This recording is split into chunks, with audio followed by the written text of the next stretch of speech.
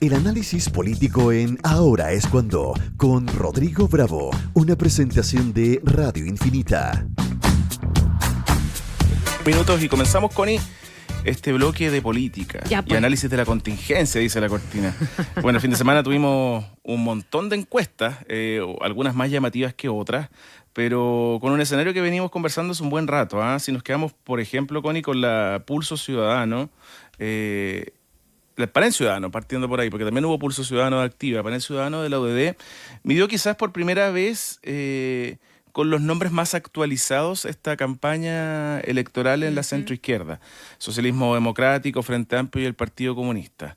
Y no solo llama la atención un dato que es bien decidor, que Carolina Toá, en cualquier escenario de los medidos por Panel Ciudadano de la UDD, aparece con un triunfo arrollador, sin competencia. En la fíjate, primaria. En una primaria que pone distintos escenarios. El primero habla de una elección primaria dentro del sector con Carolina Toá, Janet Jara, Beatriz Sánchez, que es una figura que ha sonado en algún momento en el Frente Amplio como presidenciable nuevamente, pero que no ha habido respuesta hasta ahora.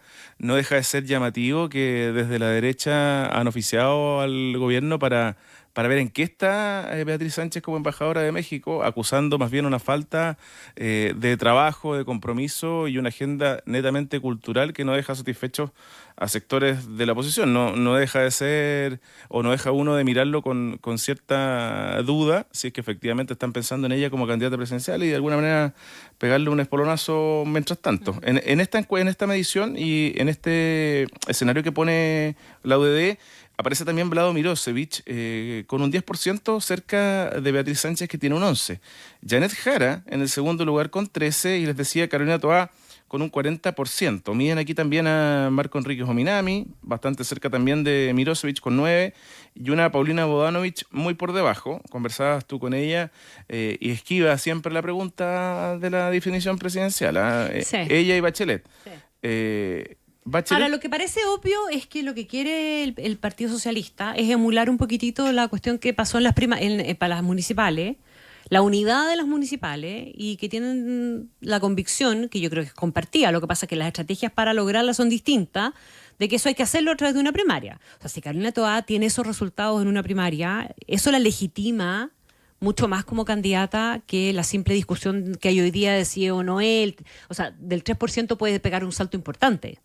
Claro. A partir de un proceso como ese. En esta medición, claro, es distinto lo que hace CADEM habitualmente, que ha planteado escenarios de segunda vuelta, donde Evelyn Matei derrota a Carolina Toá en varios de esos ejercicios que se han hecho en el último tiempo, pero el escenario interno la instala como la figura, si uno se queda solo con la UDD, pero también a raíz de lo que ha pasado con él en los últimos días, donde ha tenido un protagonismo, y esa puerta que estaba entreabierta, creo que Carolina Toá la ha dejado bien abierta, y un par de ventanas también, porque dijo en la última declaración que se le preguntó por esto, que si la invitaban al baile, si lograban convencerla de entrar al baile, tenía que haber una primaria.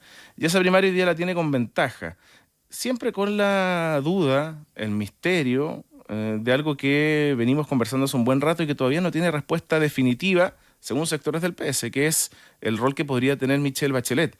Una Michelle Bachelet que va a reunirse con el Partido Socialista en marzo. En marzo, claro, eso contaba Paulina Bodanovich. Que ese pareciera ser el momento clave para definir si es que es una alternativa a la moneda o no, como lo planteó Camilo Escalona, que no descartaba todavía o no estaba 100% cerrado que ella dejara ese espacio presidencial.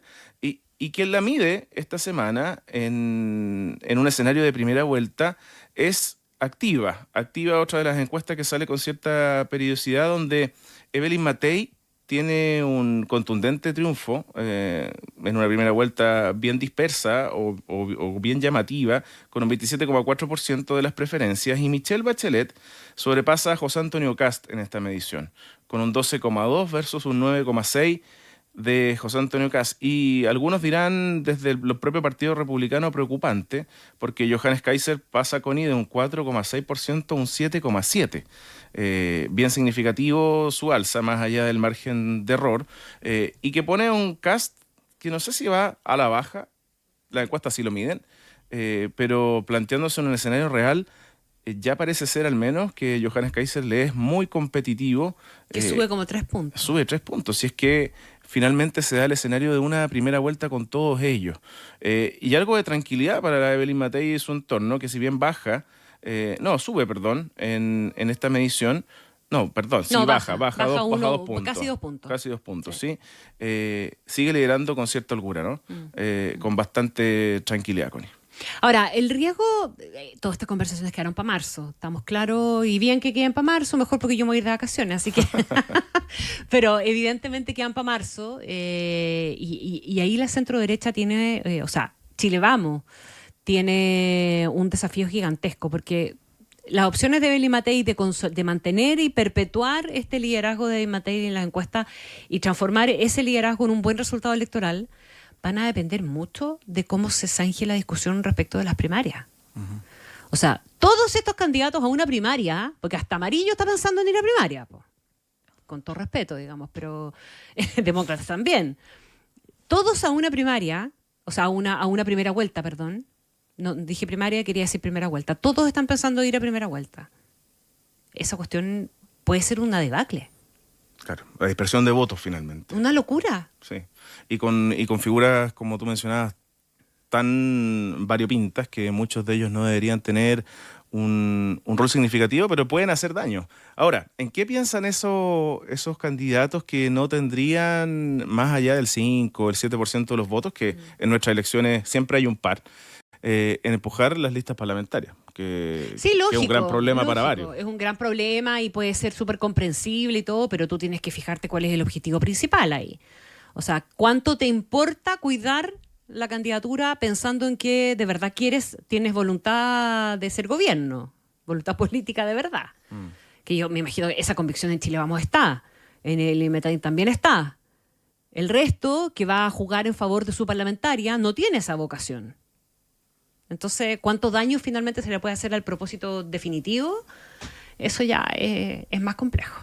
Oye, Connie, antes de cerrar, sería bueno saber qué opinan los candidatos presidenciales de la figura de Sebastián Piñera esta semana. Sí. Y que además es una medición a nivel ciudadano, que tiene varias cifras que seguramente dejan contento a su entorno. Por ejemplo, en la imagen del presidente, un 69% la califica de positiva o muy positiva. Bien Ojo distinto. Con los sectores de menores recursos también, ¿eh? Sí, con una alza, valoración bien significativa ahí. De hecho, ahí ahora aquí lo tengo por acá, claro, sectores bajos, según la medición de KM, un 77%. Y no necesariamente con el concentrado el apoyo en el sector alto, que tiene un 59%, o sea, por debajo del promedio finalmente total.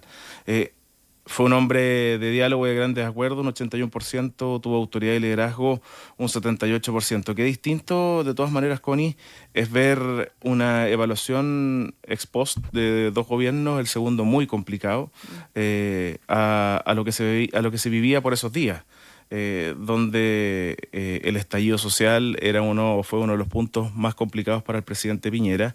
Y cuando se pregunta en CADEM cuál cree que es el principal hito por el cual va a ser recordado, aparece el estallido social, con un 22% del total de las menciones, pero el primero, el rescate a los mineros y muy de cerca la gestión de la pandemia. Sí, que fueron los temas que salieron como hace un año atrás, cuando esto pasó y vimos tanta gente en las calles finalmente, y muchos le preguntaban y las respuestas tenían que ver con eso, con la reconstrucción del terremoto, primer gobierno, y segundo gobierno, la pandemia. Y yo creo que la forma de enfrentar el estallido es una valoración que se ha hecho más a posteriori como positiva, ¿eh? Porque en su momento era muy complejo, o sea...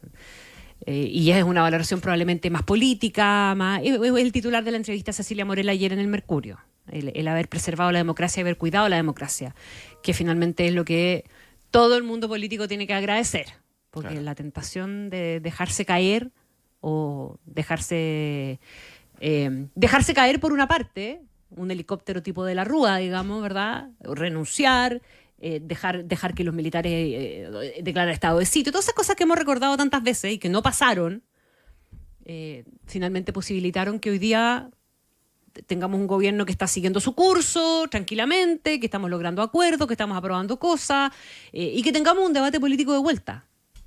Claro. Que estemos viviendo una democracia que puede ser todo lo imperfecta que sea, pero es.